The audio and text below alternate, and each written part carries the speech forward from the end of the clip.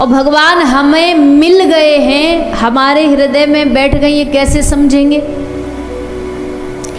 क्या भगवान हमारे साथ खाने लग जाएंगे, बोलने लग जाएंगे, खेलने लग जाएंगे? क्या हम तभी समझेंगे कि भगवान हमें मिल गए हैं? हमारे संग संग चलने लग जाएंगे, क्या हम तभी समझेंगे कि भगवान हमें मिल गए? भगवान मिल गए हैं, इसका प्रमाण क्या है? कैसे समझा जाए कि हमें भगवान की प्राप्ति हो गई है? तो बड़ी सुंदर बात कही कि भगवान के मिल जाने का प्रमाण ये नहीं है कि वो संग संग डोले।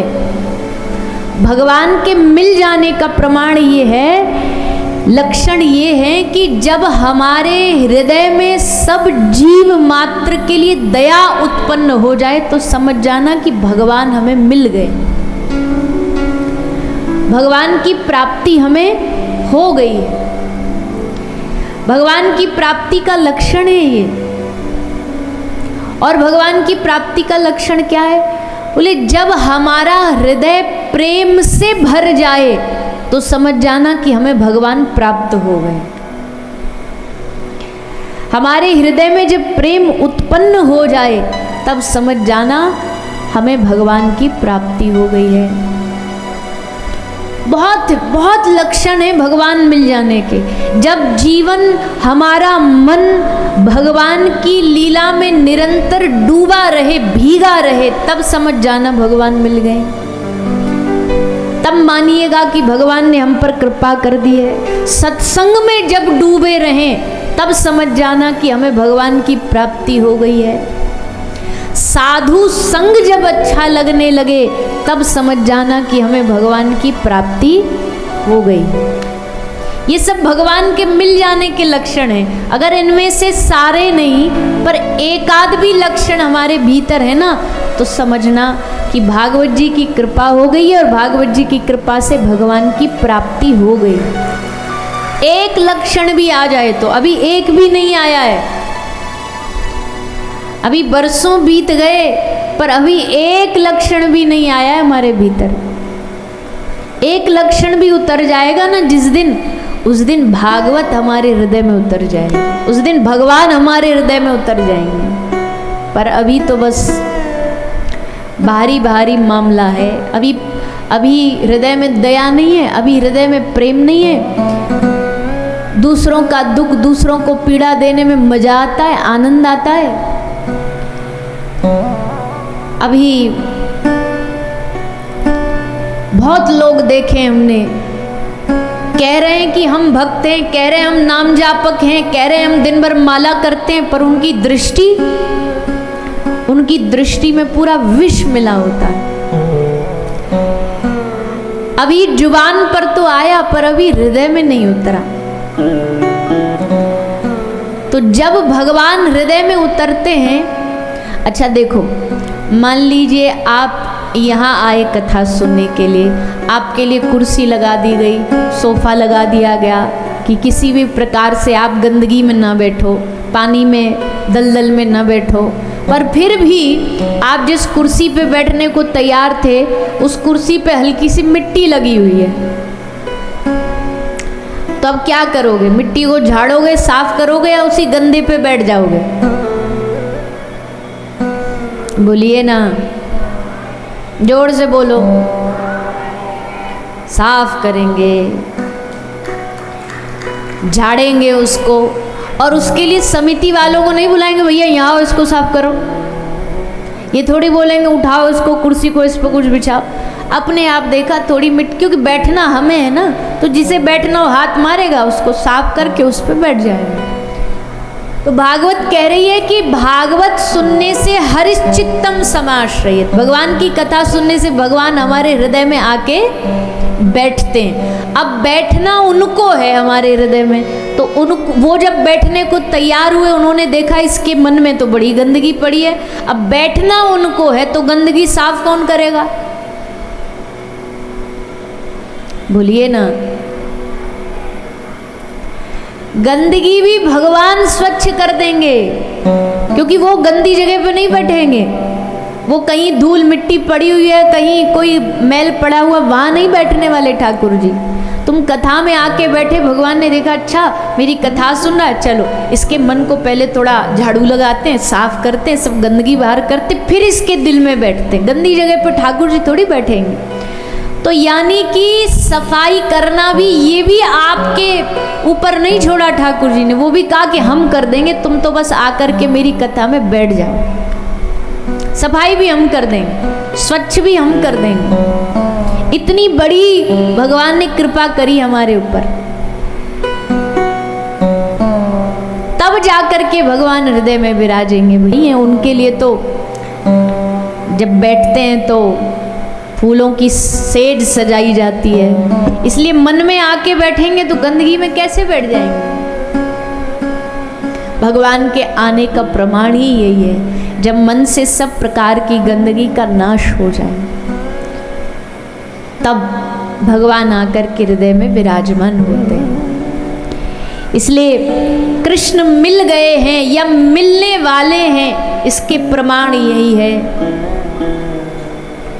द्वेष निकल जाए हृदय से, ईर्ष्या निकल जाए हृदय से, क्योंकि आजकल आदमी इतना धूप से नहीं तपता है जितना व्यक्ति ईर्ष्या से तपता है, जितना व्यक्ति द्वेष से तपता है। हमने बोला था ना एक दिन, शायद याद नहीं है पर शायद बोला था कि हमारे दुख का सबसे बड़ा कारण क्या है?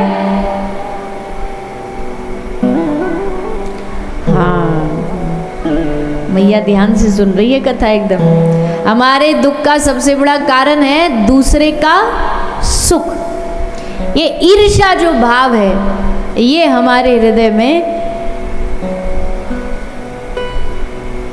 द्वेष उत्पन्न करता है। द्वेष उत्पन्न होकर के हमारे सारे सुख को छीन लेता, हमारी नींद हराम कर देता, हमारी चैन हराम कर देता।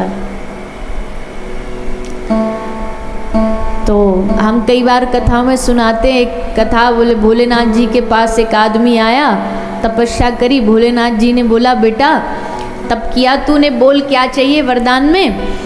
तो मन में तो इसने बहुत सारे भाव सजा रखे थे कि ये भी मांग लेंगे, वो भी मांग लेंगे, रुपया मांगेंगे, बंगला मांगेंगे, गाड़ी मांगेंगे, बैंक बैलेंस मांगेंगे। पर भोलेनाथ जी ने भी गुगली खेल दी। महादेव बोले कि बेटा जो भी तू मांगेगा हम तुझे दे तो देंगे, पर अकेला तुझे नहीं मिलेगा मांगने पर, जो तू मांगेगा तेरे दुश्मन का उसका डबल हो जाएगा। अब मांग तुझे क्या चाहिए। अब तो महाराज उसके तो होश उड़ गए। क्यों?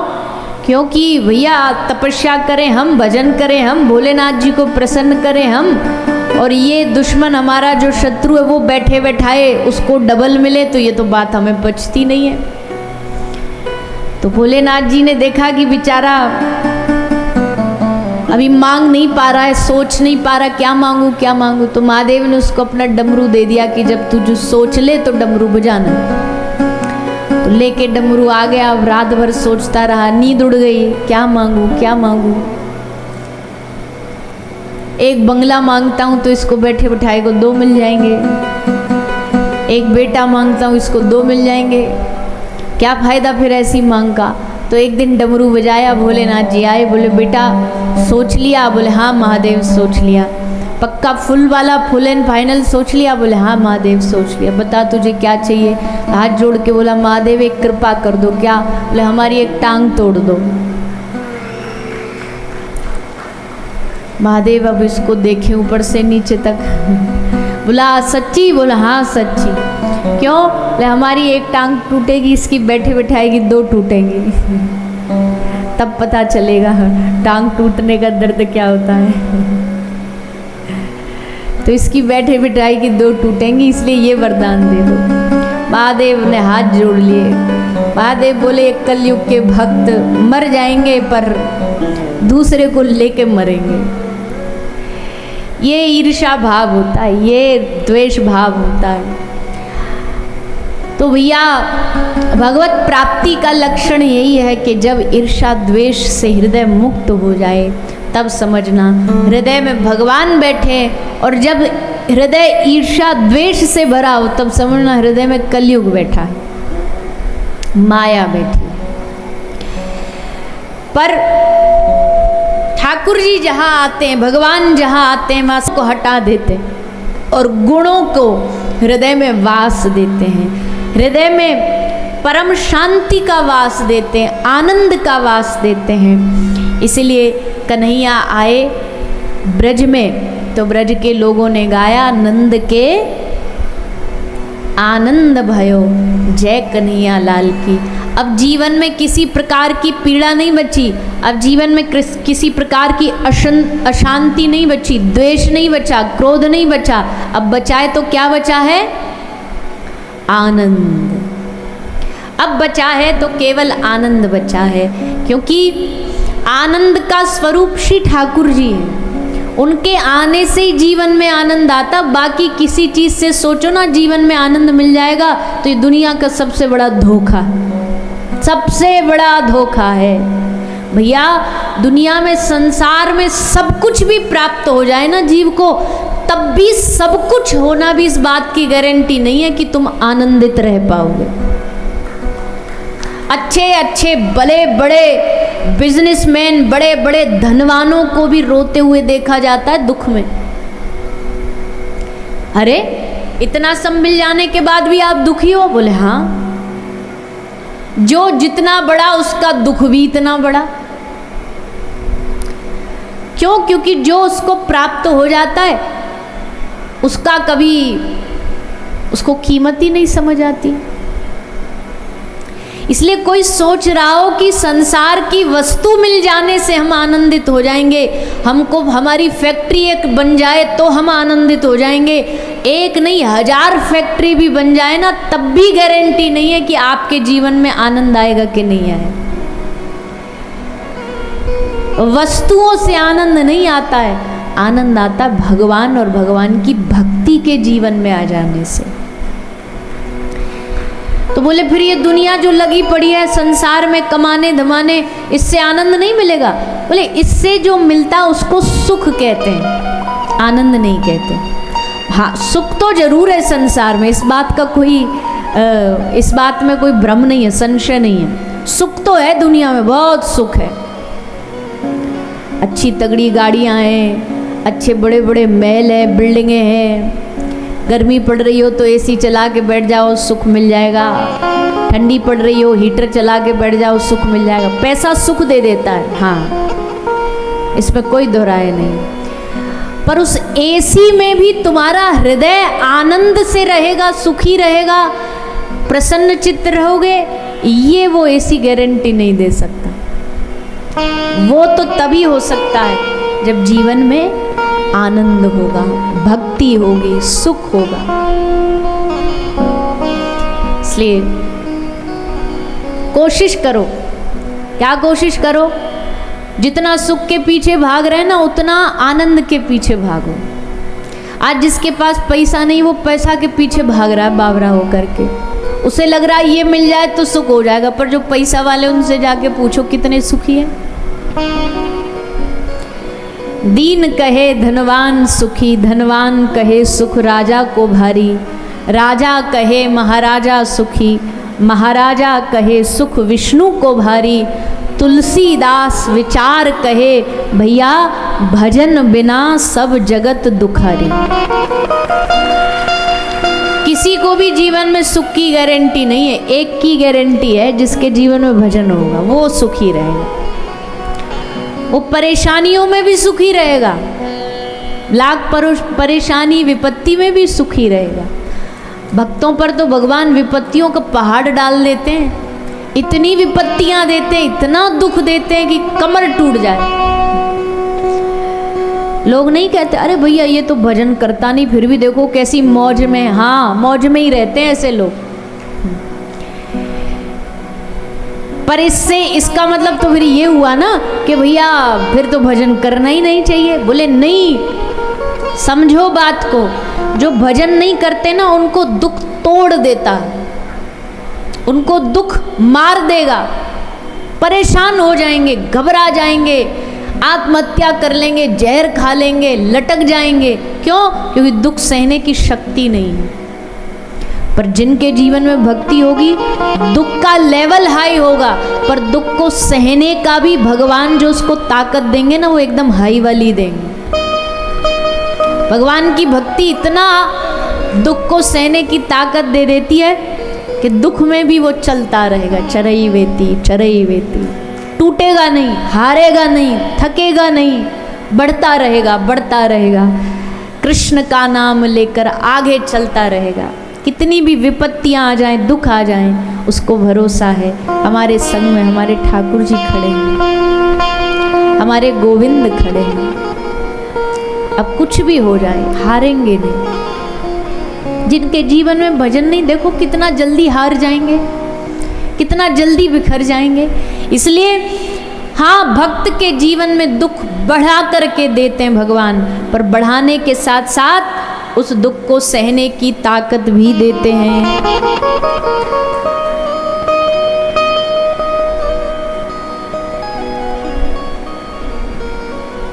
इसलिए ये मत समझना कभी, बहुत लोग इस बात से लेके बड़े चिंतित होते हैं, बोले भैया हमने सुना है कि जितना भजन करते हैं उतना भगवान दुख देते हैं। हाँ, इस बात में दोहराया तो कुछ नहीं है तो बात सच्ची। कृष्ण है ही ऐसा, ठाकुर जी है ही ऐसे। ब्रज का कन्हैया टेढ़ा है। अगर तुमने कही ना उससे कि ठाकुर जी बड़े कष्ट दे रहे हमको, तो 4 कष्ट और एक्स्ट्रा दे देंगे, कम नहीं करेंगे, 4 और एक्स्ट्रा दे देंगे। क्यों? बोले कष्ट है तभी तो आयो मेरे डोरे, नहीं तो घर में सो जा तो चद्दर ओढ़ करके। कष्ट है, दुख है, तभी तो मेरे पास आकर के कह रहा है हे प्रभु बचा लो, हे नाथ मेरा साथ दो, मेरे संग रहो। इसलिए 4 और दे देगा। पर भैया ताकत भी देता है, इतनी शक्ति दे देगा, दुख में भी हंसते मुस्कुराते। कब नदी पार कर लोगे पता नहीं लगेगा। इसलिए भक्ति को कोई साधारण मत समझो। भक्ति क्या है? बेहोशी का इंजेक्शन, एनेस्थीसिया सुना है ना? बेहोशी का इंजेक्शन क्या करता है? इधर देखो हमारी तरफ, इनको लड़ने दो कुर्सी के लिए। सबरी लड़ाई कुर्सी की तो है, आ रही है और कुर्सी, लड़ो मत। इधर देखो हमारी तरफ, छोड़ो पीछे देखना, इधर देखो सारे, कथा पे ध्यान दो। तो बेहोशी का इंजेक्शन क्या करता है? बोलो बोलो। बेहोश करता है? अच्छा, हमें नहीं पता था। जब एनेस्थीसिया लगाया जाता है, कब लगाया जाता है? किसी का कोई ऑपरेशन करना हो। अब भैया शरीर में दर्द तो सह नहीं सकता आदमी इतना, तो फिर क्या करेंगे? उसको एनेस्थीसिया का, बेहोशी का इंजेक्शन दे देंगे। अब काट छाट तो वही होगी, शरीर काटा जाएगा, चाकू छुरी कैंची उस पर चलाई जाएगी, पर दर्द नहीं होगा, है कि नहीं? यही तो करता है। वैसे ही भक्ति भी एनेस्थीसिया है, बेहोशी का इंजेक्शन है। संसार में दुख मिलेगा तो उसका असर पड़ेगा शरीर पर जब भक्ति का इंजेक्शन लग जाएगा ना, तो उसका फिर शरीर पर कोई असर नहीं पड़ता। अब काट लो, छांट लो, चाकू चला लो, छुरी चला लो, असर नहीं पड़ेगा, इफेक्ट नहीं करेगा। वैसे ही दुख भी हमारे ऊपर असर नहीं करता है भगवान की भक्ति के आ जाने से। क्यों? क्योंकि ठाकुर जी हमारे साथ हैं। इसलिए भगवान से दुख को दूर भगाने का मांग मत करो। क्या मांगो? बोले दुख में भी हो ना तो भी ठाकुर जी अपना बस साथ देना, तुम संग हो हमारे, बाकी हमें और कुछ लेना देना नहीं है। दुख दूर कर दो, ऐसा हमने कभी मांग नहीं करी आज तक। इतनी मांग जरूर करी है कि जो भी परिस्थिति हो तो हमारा साथ देना, तो हमारे साथ खड़े रहिए। चाहे सुख हो या दुख हो, पीड़ा हो, परिस्थिति कैसी भी रहे जीवन की, क्योंकि देखो भैया परिस्थितियां तो बदली नहीं जा सकती, ये तो जो मिली है वो स्वीकार करनी पड़ेंगी। तभी तो जीव परतंत्र है और ईश्वर स्वतंत्र है। जीव स्वतंत्र होता तो कब का बदल लेता। यहाँ कोई अदला बदली नहीं होती परिस्थितियों की, वरना तो लोग एक दूसरे को मार करके, सबको लगता है ना इसकी परिस्थिति हमसे बढ़िया, हम ज्यादा दुख में, ये हमसे सुख में, कब कब बदल लेते। पर कोई इस दुनिया में अपनी परिस्थितियों को बदल नहीं सकता। जिसको जो मिली है स्वयं झेलनी पड़ेगी, और झेलने भी इसलिए पड़ेंगी क्योंकि उसमें भी किसी का दोष थोड़ी है। ठाकुर जी कहते तूने कहीं ना कहीं कर्म करके इसको कमाया है तो अब झेल। तूने कहीं ना कहीं ऐसा बीज बोया जिसका फल, अब बोया पेड़ बबूल का तो आम कहां से हो। कड़वा बोया तो कड़वा मिलेगा, पीड़ा दी किसी को तो पीड़ा मिलेगी। इसलिए हे नाथ, जो भी परिस्थिति रहे मुझे उन्हें बदलना नहीं है, पर तू साथ रहे, तू मेरे संग खड़ा हो, यही आनंद है। इसलिए भगवान से सुख की मांग मत करिए, भगवान से परम आनंद की मांग करिए। ठाकुर जी आनंद स्वरूप बन करके ब्रज में प्रकट हुए। लाला को जन्म भयो, सबरे ब्रज में हल्ला मच गयो। लाला के जन्म की बधाइयाँ गावे सब गोपियाँ आने लगी, ग्वाल बाल आने लगे। गोपी आ रही है सुंदर सुंदर श्रृंगार करके, सुंदर लहंगा पहन पहन के, कुमकुम लगा लगा के, नौलखा हार पहन पहन के लाला के जन्म में सब सज धज के आ रही है। कन्हैया को दिखाने आ रही है, दर्शन कराने आ रही है। देखो ब्रज की गोपी जो भी काम करती है ना, उसके मूल में लाला ही होता, कन्हैया ही होता। अगर आज श्रृंगार भी करके आ रही है तो किसके लिए आ रही है? हम श्रृंगार करते हैं तो किसके लिए करते हैं? अरे बोल दो ना, किसके लिए करते हैं? दुनिया वालों को दिखाने के लिए। दुनिया देखे, हाँ वाह क्या बढ़िया साड़ी पहन रखी है, क्या बढ़िया श्रृंगार कर रखा है।